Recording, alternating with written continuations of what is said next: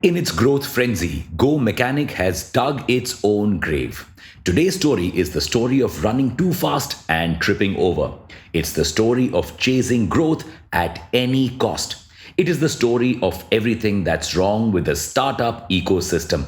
Let's dive deeper into how GoMechanic's growth chase led to an alleged fraud and how it all unraveled. Welcome back to Revolution Read On, a daily podcast where we break down one story from the world of business and finance. Go Mechanic's problem statement: the car service sector is super unorganized, servicing cars is expensive, and lack of trust. Go Mechanic's solution: a platform to connect customers and garages and workshops, affordable garage and cleaning services almost 40% cheaper, and process transparency from the garage's end to create trust. In 3 years' time, that's from 2016 to 19, the company had apparently 40 workshops, 250,000 completed car services, and 1 lakh plus happy customers. The company was in a happy state. Its growth attracted large investments from marquee investors like Sequoia, Chirate Ventures, Tiger Global, and Oreos Venture Partners. Last year, it was set to raise more from SoftBank, but after investing in startups like WeWork and losing $21.7 billion in the June quarter of FY 2022, SoftBank was cautious. So it appointed EY to conduct GoMechanic's financial due diligence. And what EY found was shocking. According to a Bloomberg report, here's what EY discovered: 60 out of 1,000 workshops were posting inflated revenues. These workshops were allegedly diverting funds to other sources, and there were fictitious garages, and some of these were being favored more than others. We at ReadOn dive deeper to understand what more could have put off investors, and this is what we found. ReadOn Insight 1: in FY21, every rupee spent on marketing generated 2.03 rupees in revenue. In FY22, every rupee spent on marketing generated 1.39 rupees in revenue. Efficiency in marketing spends down by 65% in a year. Read on Insight 2: manpower charges increased from 13% of revenue to 20% of revenue. Why?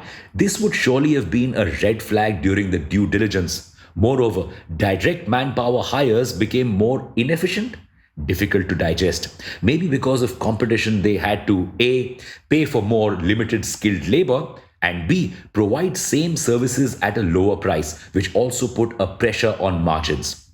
Maybe this is what spooked SoftBank and Khazana as well. The company is now facing a funding crunch. Result: 70% of workforce laid off. What's worse, existing investors are fuming. So far, they've invested $62 million in the company. They now want EY to conduct another detailed forensic audit that will highlight more financial irregularities and show exactly what was happening with GoMechanic. Until then, the founders have been put on leave. The founders have, however, tried to justify financial irregularities in the books in a viral LinkedIn post. We made grave errors in judgment as we followed growth at all costs, particularly in regard to financial reporting, which we deeply regret. Wondering how fake garages and inflated revenues could lead to growth? We'll explain. Startups are no longer just about solving a problem or creating a business. Entrepreneurship is the new cool. Unicorns are cooler. More and more startups want the unicorn tag, and they want it fast. A shortcut to get there? Fake revenue, fake users, fake it all. How does this work? Create fake invoices to show increased sales, or create shell companies for circular transactions. GoMechanic's FY22 revenue was $11.3 million. That's 90.5 crore rupees. And its valuation was $300 million or 2,400 crore rupees. With the next round of funding, GoMechanic would get a valuation of $850 million, super close to its unicorn dream tag. Another myth founders fall for: more funding will eventually lead to profitability. But faking it will not always make it. Most founders who've taken the unethical shortcut to success have been discovered some way or the other. It may take time to see through the sketchy financials. KPMG, GoMechanic's statutory auditor, probably failed to identify the inflated revenues, but they cannot stay hidden forever.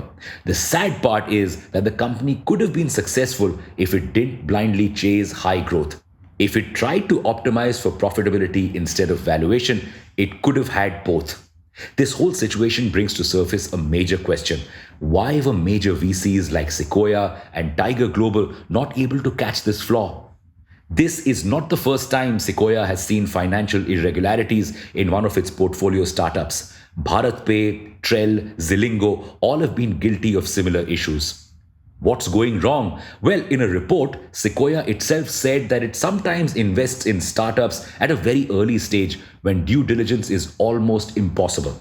After all, there's hardly any business at that stage. Well, VCs could conduct due diligence at regular intervals once the business starts growing. According to another venture capitalist, Bala Deshpande, valuation is now mostly decided by the founder's strength and their story. This poses a problem. There are many founders who could be great storytellers and be super convincing. Betting on the founder and trusting them blindly without regular checks could be disastrous. And history is proof. So many of the founders that have been celebrated or have been called the next Warren Buffett have had a disastrous future. Our major insights from this whole fiasco: first, due diligence needs to be done frequently and more time needs to be spent on it. EY spent a lot of time focusing on GoMechanic because this was a new space for the firm. This is what helped it uncover the fraud. Second, we need more smart auditors to conduct this due diligence properly. Founders need to take setting robust financial processes seriously. A penny saved is a penny earned. And finally, betting solely on the founders could be dangerous. At scale, processes run companies much more than any grand vision. Marry great processes and grand vision, and you may have a future giant in your hands.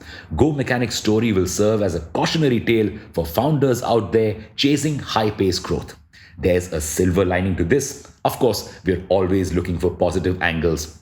VCs are once again getting serious about due diligence. This could help uncover startup frauds before they reach the IPO stage and thereby, hopefully, protect retail investors. But will this cautiousness last only till there's a fear of recession?